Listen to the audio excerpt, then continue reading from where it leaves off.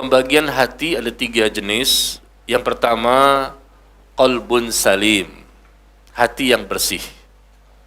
Hati yang bersih, qalbun salim. Itu yang kita perjuangkan sampai mati. Untuk membersihkan hati, untuk mensucikan hati. Qalbun salim. Ini hatinya orang-orang beriman, soleh dan solehah, orang-orang yang bertakwa. Ya, mereka bisa bertakwa karena hatinya. Modal terbesar itu hati.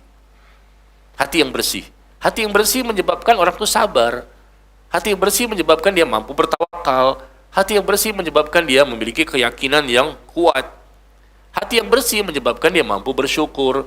Hati yang bersih menyebabkan dia mampu zuhud, wara', timbul rasa takut kepada Allah. Hati yang bersih menyebabkan dia cinta kepada Allah, siap berjuang, berkorban, dan lain-lain. Luar biasa itu dampak akibat dari hati yang bersih. Yang kedua, qalbun marid, hati yang berpenyakit. Qalbun marid, hati yang berpenyakit. Hati yang berpenyakit ini hatinya orang munafik. Dia muslim, tapi muslim munafik, bukan muslim mukmin. Ya. Hati berpenyakit maknanya apa? Dia sering berbuat dosa. Hati yang keras, hati yang kotor, hati yang lebih mengedepankan dunia dibandingkan akhirat. Dan tujuannya dunia, bukan akhirat. Orang-orang munafik itu banyak tanda-tandanya. Kalau berbicara suka dusta. Kalau janji suka ingkar janji. Kalau dikasih amanah suka berkhianat. Itu 3 tanda yang sering kita dengar. Tanda-tanda orang munafik yang Rasul sampaikan. Kalau berbicara suka bohong, ini munafik. Muslimnya tapi muslim munafik. Kalau janji suka ingkar janji. Dan kalau dikasih amanah suka berkhianat. Sebetulnya Bu, Bapak, tanda-tanda orang munafik ada 50. Belum ngomong. Iya, bukan di Telegram, tapi di buku saya. Buku yang belum selesai saya tulis. Mudah-mudahan awal tahun depan sudah bisa keluar, insyaallah. 50 tanda-tanda orang munafik. Ya. Jadi seperti itu. Muslim munafik, mereka memiliki hati yang berpenyakit, qalbun marid. Ya. Males, kalaupun ibadah maunya riya, pamer, ingin dipuji, ingin dia dikenalkan oleh orang lain. Pamerlah hewan kurbannya, nih hewan kurban paling besar di se-Indonesia. Pamer-pamer ketika haji umroh, foto sana, selfie sini, masukin ke sosial media. Lihat, depan Ka'bah, samping Ka'bah, atas Ka'bah. Selfie-selfie. Ya, untuk apa kita ini ibadah kok pamer-pamer? Itu hatinya berpenyakit. Menampilkan kecantikan, pamer Pak kecantikannya di sosial media, di Instagram. Ngaji sih ngaji, Masya Allah, di masjid tertutup. Begitu ketahuan di Instagramnya, wah terbuka auratnya.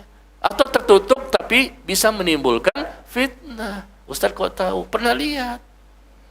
Ada jamaah yang lapor ke saya, Pak Ustaz, jamaah Pak Ustaz ada di Instagram tuh. Ah, yang benar.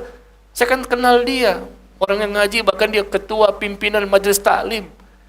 Ada di Instagram. Coba saya lihat, wah kaget saya dengan pose-posenya Pak. Kok saya contohkan ya, di foto-fotonya dengan videonya loh. Ini kan ngaji dengan 10 tahun ngajinya, udah banyak kitab yang selesai.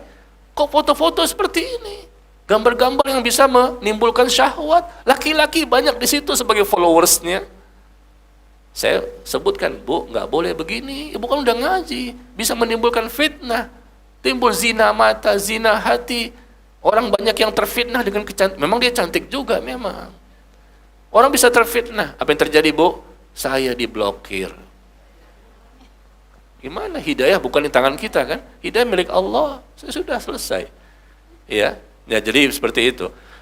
Yang ketiga tadi, qalbun mayyit. Qalbun mayyit, hati yang mati. Hati yang mati itu hati yang tidak mengenal siapa penciptanya. Dia nggak tahu siapa yang telah memberikan rezeki kepadanya. Dia nggak paham, bodoh. Hati yang mati, hati yang tidak mau beribadah kepada Allah. Ini hatinya orang kafir. Orang kafir, kalau Allah tidak berikan hidayah, maka sampai mati tetap kafir. Mereka bisa dapat hidayah, alhamdulillah, karena Allah berkehendak. Bisa jadi Allah melihat memang dia ada keinginan untuk mencari kebenaran. Tapi kalau tidak, selesai. Maka sampai mati dia kafir. Dan kalau mati sebagai orang kafir, Na'udzubillah. Mereka mendapatkan laknat dari Allah, laknat dari malaikat, dan malaikat melaknat dia ya dalam kondisi yang kekal dalam siksaan dari Allah, dan manusia seluruhnya pun akan melaknat orang tersebut. Ibu, bapak jangan melihat ya orang kafir mati, wah dia enak ya. Jangan, dia tetap dapat siksa kubur sampai hari kiamat, nggak pernah berhenti. Dapat siksa neraka sampai dalam waktu yang tidak pernah bertepi. Ini orang yang paling menderita, paling susah. Kita jangan berbangga-bangga dengan apa yang mereka miliki. Mungkin mereka kaya, mungkin mereka terkenal, dan lain-lain. Itu nggak bermanfaat semuanya.